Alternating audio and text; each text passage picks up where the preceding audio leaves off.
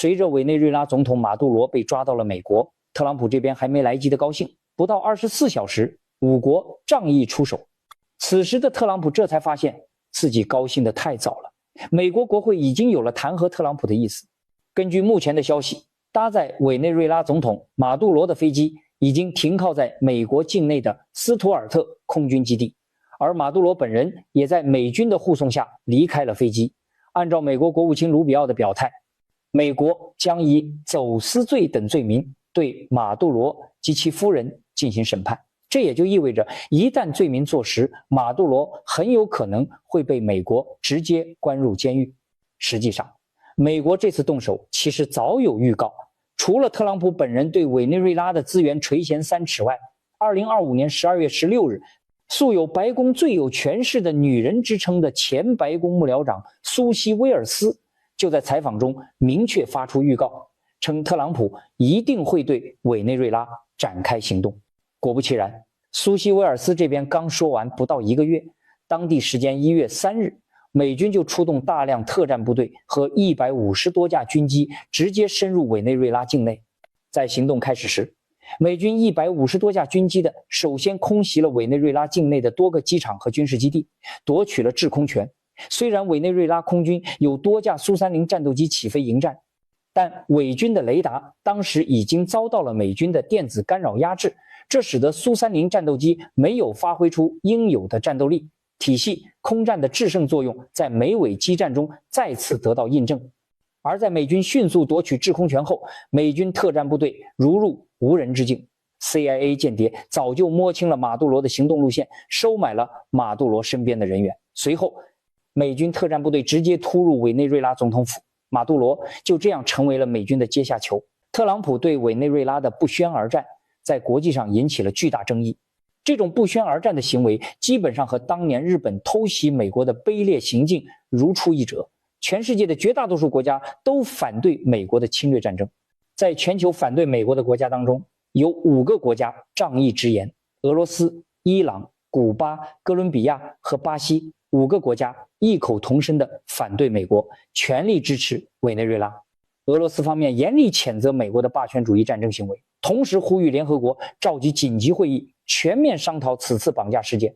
而俄罗斯政府前总统梅德韦杰夫也认为，美国对一个没有任何威胁的国家实施了武力威胁，这本质上就已经严重触犯了国际法，只有核武器才能反对美国的霸权行为。同时1月4日，中方就美国强行控制委内瑞拉总统马杜罗夫妇答记者问时，明确表示，美方应确保马杜罗总统夫妇人身安全，立即释放马杜罗总统和夫人。可以说，面对马杜罗被捕事件，中俄双方在第一时间都给到了声援，只看美国如何抉择。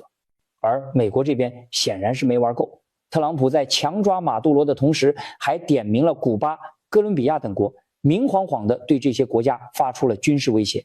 但问题在于，美国真的打得起一场大规模的战争吗？美军以为袭击委内瑞拉，抓走了委内瑞拉总统会让战争结束，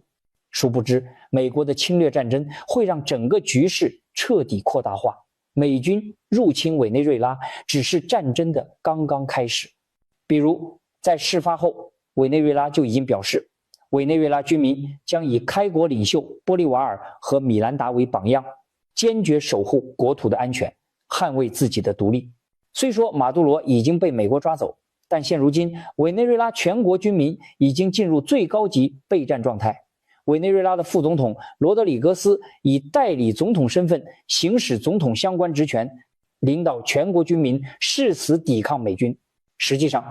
罗德里格斯本人也有着极其丰富的工作经验。在美国制裁逐步收紧的前提下，罗德里格斯在副总统任上期间，他就逐渐对本国的石油政策进行调整，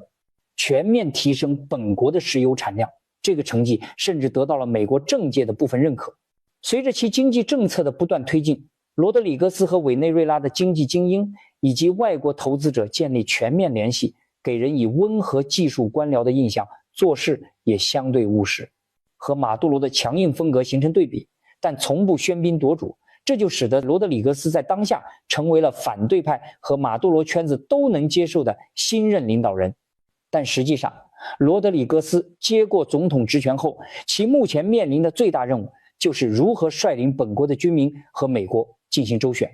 毕竟美国的态度其实已经很明确了，那就是要控制委内瑞拉境内的所有石油，要让罗德里戈斯服从于美国的领导。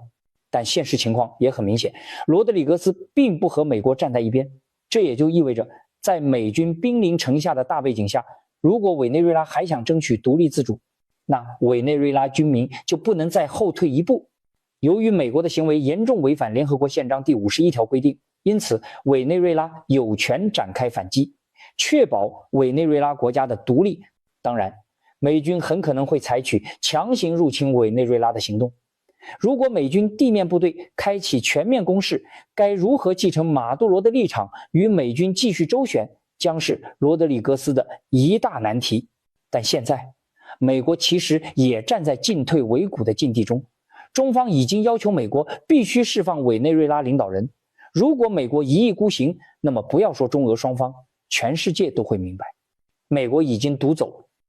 在被美国绑架至纽约后，马杜罗终于等来了自己期盼已久的援兵。近期在中俄两国的共同支持下，联合国安理会的15个成员国紧急召开会议，就委内瑞拉的问题开展紧急磋商。而在另一边，白宫也开始了分蛋糕模式。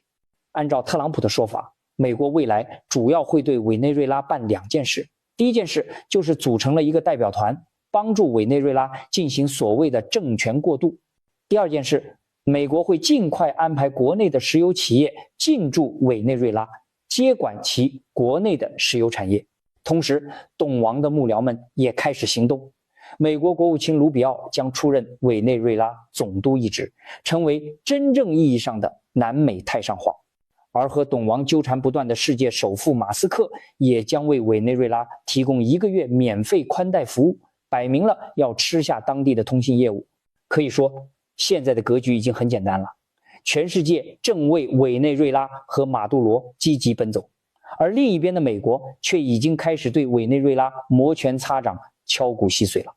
而结合目前的局势，我们也可以看出2个大的信息。首先，第一点，中俄、哥伦比亚、古巴和巴西等国已经对美军介入委内瑞拉事务表示强烈反对，中方要求美国必须迅速停止对委内瑞拉总统马杜罗的逮捕，并立即将其交还委内瑞拉合法政府。毕竟，美国公然非法逮捕一个国家的合法总统，这一行为和宣战没有任何区别。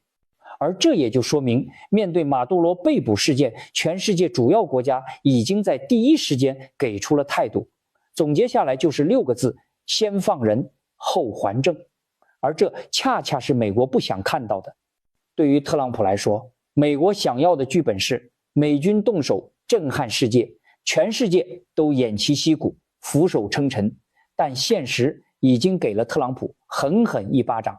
其次，第二点，中俄在当下没有直接介入委内瑞拉局势的想法。虽然俄罗斯在委内瑞拉确实有一批特战部队，但这些特战部队的性质要求他们避免和美军直接交火，而中方此次也已经把态度点明。这也就是说，中俄在当下是希望在联合国框架内通过外交等方式迫使特朗普先放人，不要重蹈诺列加的覆辙。如果能让美国从委内瑞拉国内撤军，那自然是上上大吉。而对于善后问题，中俄也有明确看法。按照我们一贯的外交原则，马杜罗何时能获释，自然是我们目前最为关心的问题。但如果特朗普依然死硬不改，妄图再次复刻诺列加的剧本，那么我们的也不会允许美国在委内瑞拉巧取豪夺。委内瑞拉组建的新政府也要以当地民众的利益为根本，而不是美国操控委内瑞拉建立一个傀儡政权。那么特朗普会如何处置委内瑞拉的局势呢？其实细看此次事件，特朗普也很聪明，他很清楚美国目前没有办法在委内瑞拉扶持一个完全傀儡的政府，只能让现任政府屈服于美国。然后特朗普就可以以此为借口，让委内瑞拉将石油出口权向美国倾斜，进而让美国去攫取委内瑞拉石油出口的巨额利润。同时再加上总督卢比奥和马斯克，美国便能将手彻底伸向南美。再加上就算特朗普想扶持反对派上台，这些人对美国也未必忠心，毕竟美国已经在众目睽睽之下绑架了马杜罗，如果此时强行扶持反对派当总统，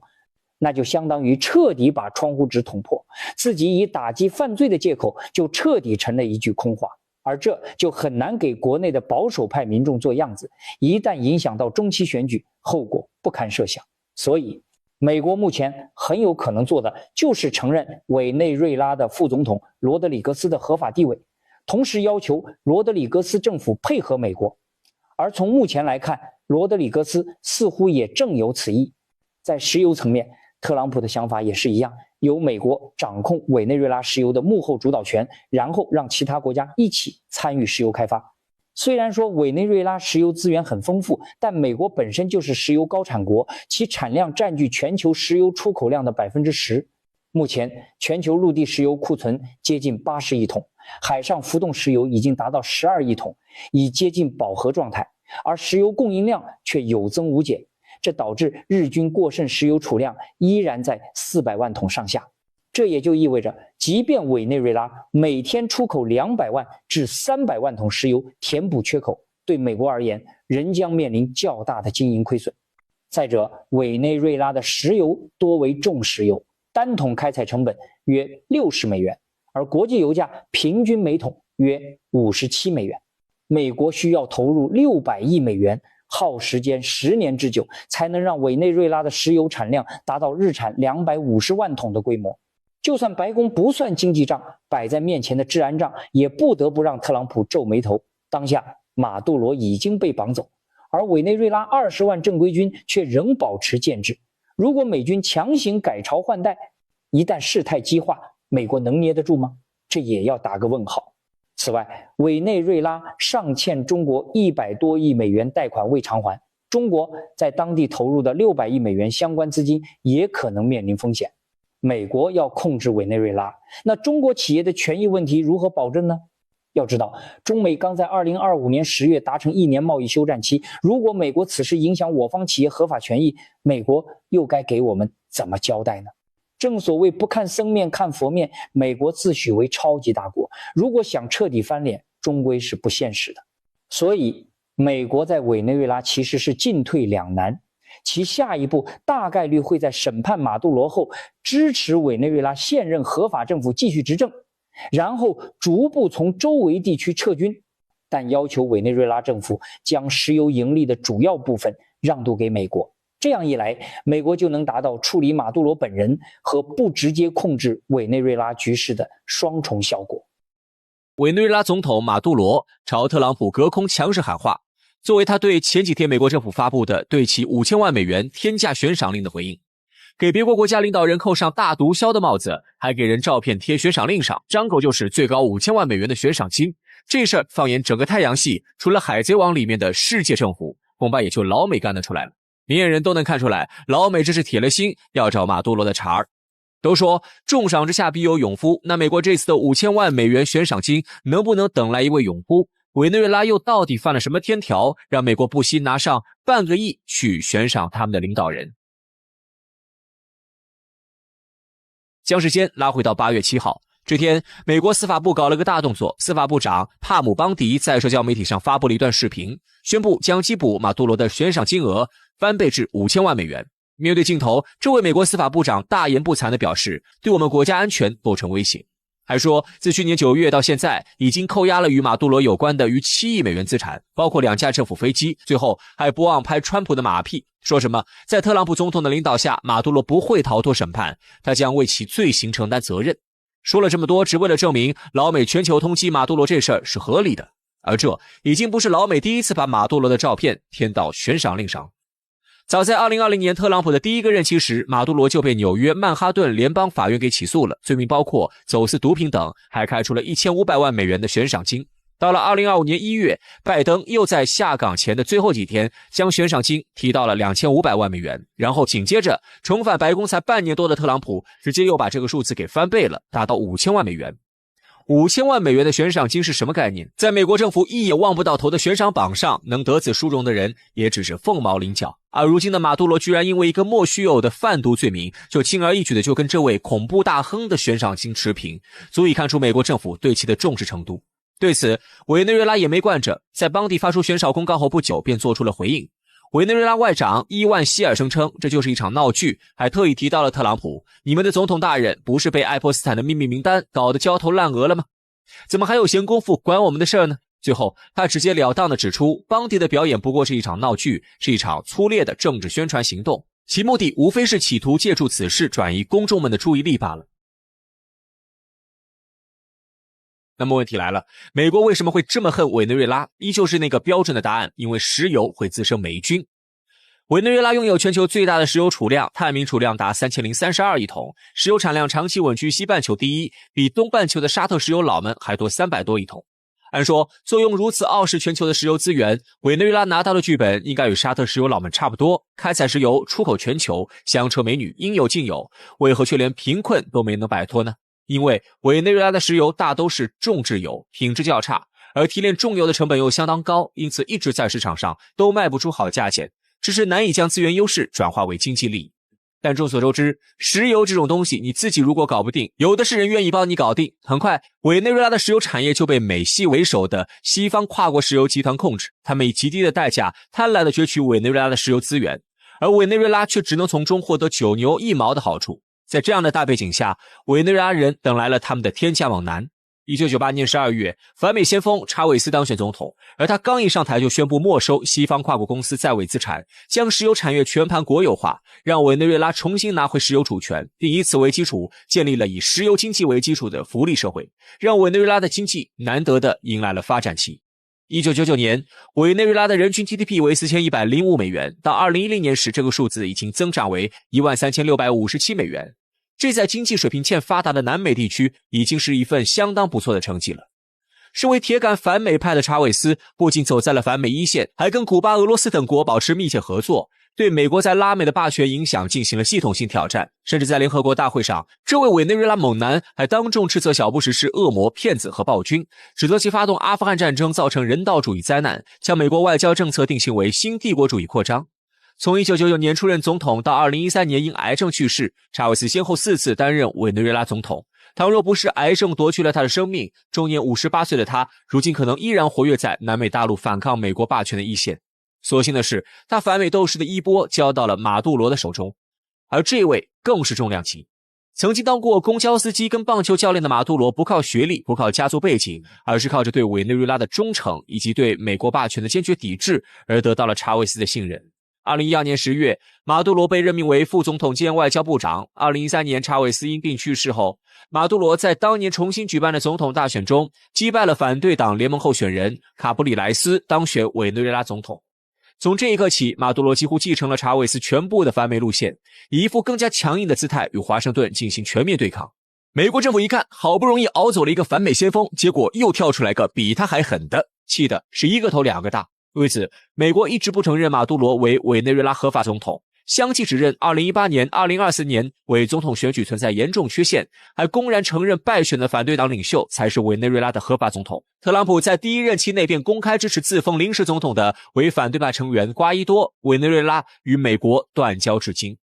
2024年委内瑞拉大选结束后，马杜罗再次当选总统，时任美国国务卿布林肯当即表态，华盛顿严重担忧委内瑞拉选举结果的准确性，并强调马杜罗获胜的说法不准确。一直以来，美国都对查韦斯以及马杜罗的行为相当恼火，这哥俩不仅阻碍他们的石油生意，还大逆不道对他们大放厥词，在自己眼皮底下玩灯下黑，跟左翼国家拉近关系，简直是不把他这个自封的南北美洲化石人放在眼里。于是他再次使出了他的传统异能，制裁。美国自2019年承认反对派瓜伊多为临时总统后，已对委内瑞拉实施了超1000项制裁，冻结央行21吨黄金储备及超200亿美元资产，导致其石油出口暴跌 85%。 而特朗普第二任期执政以来，特朗普依然拒绝承认马杜罗的合法地位。2025年4月，特朗普政府宣布对进口委内瑞拉石油的国家征收 25% 的关税，妄图直接切断其石油贸易渠道。在一系列的制裁措施下，委内瑞拉的石油行业直接陷入停摆，石油出口几乎枯竭，原油日产量从2016年的300万桶暴跌至80万桶，衰退幅度达 82%， 通胀率更是一度突破 300%。此外，制裁还迫使欧洲能源巨头如意大利安妮集团、西班牙雷普索尔等跨国集团纷纷撤离委内瑞拉，导致其油田设备老化失修，产能恢复遥遥无期。粗略估算，美国的制裁已经给委内瑞拉造成超2300亿美元的经济损失，如此大的规模已经超出了委内瑞拉自身的修复能力。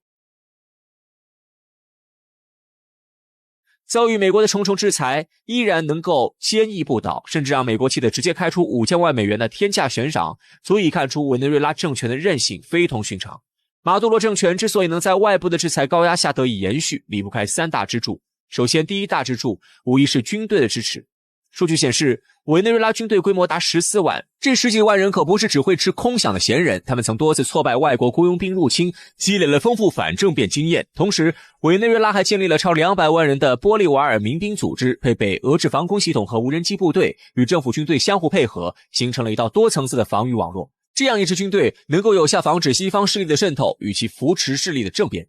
其次，第二大支柱是背后监视的盟友。2019年3月25号，英国广播公司报道声称，2架载有数十名俄军士兵和大批设备的俄罗斯军机于当地时间23号飞抵委内瑞拉首都加拉加斯。